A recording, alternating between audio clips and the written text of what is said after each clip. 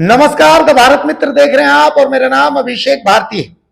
The Bharat मित्र में हम आपको वही दिखाते हैं जो तथ्य होते हैं, इधर उधर की नहीं। देखिए, खबरें ये चल रही हैं कि झारखंड के डीजीपी अनुराग गुप्ता को हटाने को लेकर के गृह मंत्रालय ने आदेश जारी किया है कि अनुराग गुप्ता अब हट जाएंगे। क्या यह संभव है? क्या गृह मंत्रालय का अधिकार क्षेत्र है कि वो अनुराग गुप्ता को हटाने का आदेश निर्गत कर सकता है? थोड़ा तकनीकी सवाल है, इसको आपको समझना पड़ेगा। समझना ऐसे पड़ेगा कि पहले झारखंड में डीजीपी नियुक्ति की नियमावली क्या थी। झारखंड में पहले डीजीपी नियुक्ति की नियमावली यह थी कि राज्य सरकार सीनियरिटी के आधार पर 3 अधिकारियों का एक पैनल यानी नाम का जो लिस्ट है वो यूपीएससी को भेजती थी। यूपीएससी इन्हीं 3 नामों में से राज्य सरकार के अनुशंसा के आधार पर एक नाम डीजीपी के लिए चयन करती थी और वही डीजीपी बनते थे। मिनिमम इसमें अर्हता यह होती थी कि कम से कम 6 महीने का जो कार्यकाल है वो पुलिस अधिकारी का वो बाकी रहना चाहिए रिटायरमेंट से पहले। तो ऐसी स्थिति में यूपीएससी तय करता था कि भाई झारखंड का डीजीपी कौन होगा। और उसके बाद बहुत कुछ नाटकीय घटनाक्रम हुए। जैसे पिछली बार जब हेमंत सोरेन मुख्यमंत्री बने तो प्रभारी डीजीपी के तर्ज पर एमवी राव को डीजीपी बनाया गया। उन्होंने अपना पूरा कार्यकाल प्रभारी डीजीपी के तर्ज पर ही पूरा किया। एमवी राव की डीजीपी की नियुक्ति को लेकर के कोर्ट में भी अवमानना दाखिल की गई थी, बाकायदा सुप्रीम कोर्ट में। हालांकि वो मामला चलता रहा और एमवी राव जो है वो सेवानिवृत्त हो लिए। फिर नीरज सिन्हा को डीजीपी बनाया गया। नीरज सिन्हा के रिटायरमेंट के बाद अजय कुमार सिंह डीजीपी बने। अजय कुमार सिंह को डीजीपी पद से हटाया गया और फिर अनुराग गुप्ता को डीजी बनाया गया।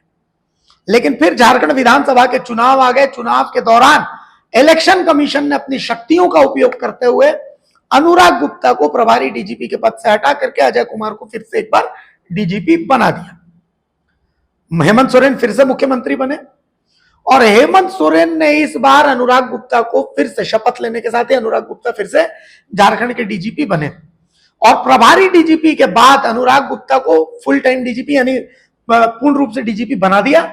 और इसके लिए हेमंत सोरेन ने एक मास्टर स्ट्रोक खेला। हेमंत सोरेन ने अपने कैबिनेट से एक नियम पास किया और इस नियम के तहत अब यूपीएससी का जो हस्तक्षेप था डीजीपी की नियुक्ति का या हटाए जाने का उसको खत्म कर दिया।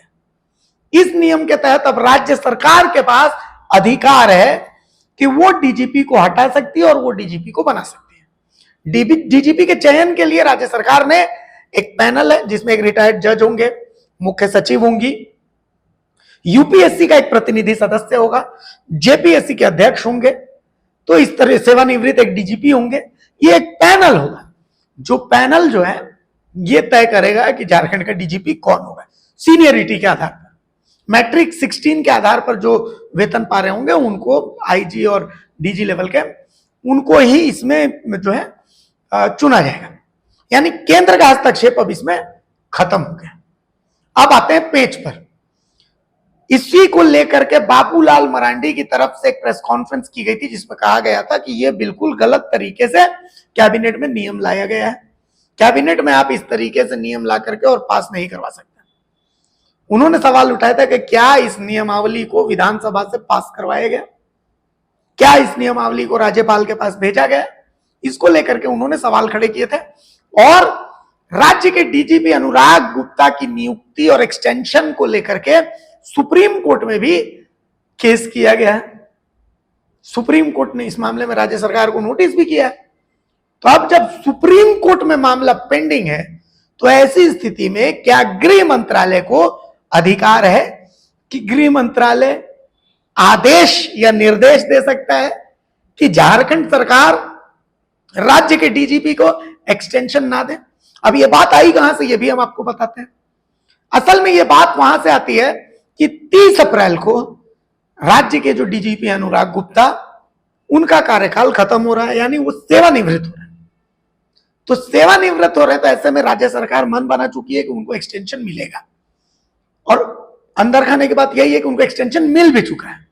तो ऐसी स्थिति में क्या सेवानिवृत्ति के बाद गृह मंत्रालय की तरफ से कोई एक ऐसी चिट्ठी लिखी गई है जिसमें यह निर्देश है कि अनुराग गुप्ता को एक्सटेंशन नहीं दिया जाएगा? तो क्या गृह मंत्रालय को यह अधिकार है? चिट्ठी लिखने का अधिकार है, गृह मंत्रालय लिख सकता है, राज्य सरकार को सजेस्ट कर सकता है। गृह मंत्रालय के पास अपने कारण होंगे, राज्य सरकार के पास अपने कारण होंगे। लेकिन एक बात हम आपको बता देते हैं कि अनुराग गुप्ता एक ऐसे अधिकारी हैं जो केंद्र और राज्य के बीच में पुल का काम कर रहे हैं। कैसे? एक समय था जब अनुराग गुप्ता को बीजेपी का करीबी बताया जाता था, एक समय था, और बाद में यही अनुराग गुप्ता इनके जो है हेमंत सोरेन के पीछे का दिमाग बने। हेमंत सोरेन के जेल से बाहर आने से लेकर के हेमंत सोरेन की बड़ी बड़ी जो नीतियां हैं तमाम चीजों में जो सबसे इंपॉर्टेंट दिमाग है उसमें से एक है अनुराग गुप्ता।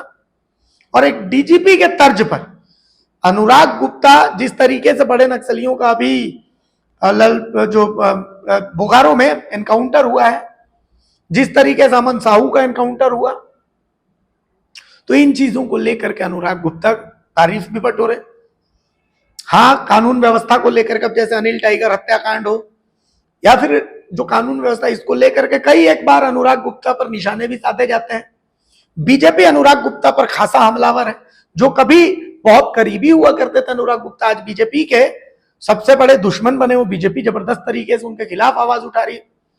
तो ऐसी स्थिति में सरयू राय जो कि जनता दल यूनाइटेड के विधायक हैं, सरयू राय की तरफ से बाकायदा एक सोशल मीडिया एक्स पर एक पोस्ट आता है जिसमें वो लिखते हैं कि गृह मंत्रालय की तरफ से एक चिट्ठी लिखी गई है और इस चिट्ठी के आधार पर अनुराग गुप्ता को एक्सटेंशन मिलने पर ऐतराज जताया गृह मंत्रालय ने।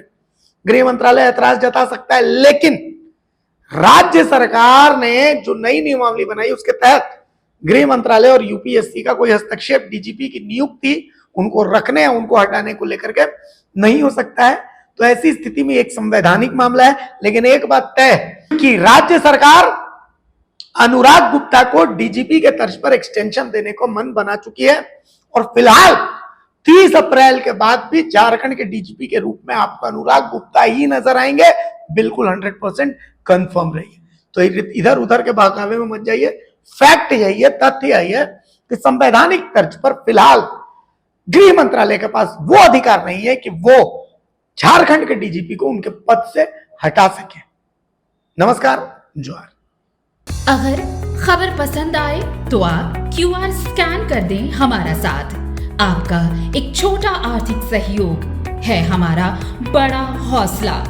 द भारत मित्र, बुलंद भारत की बुलंद तस्वीर।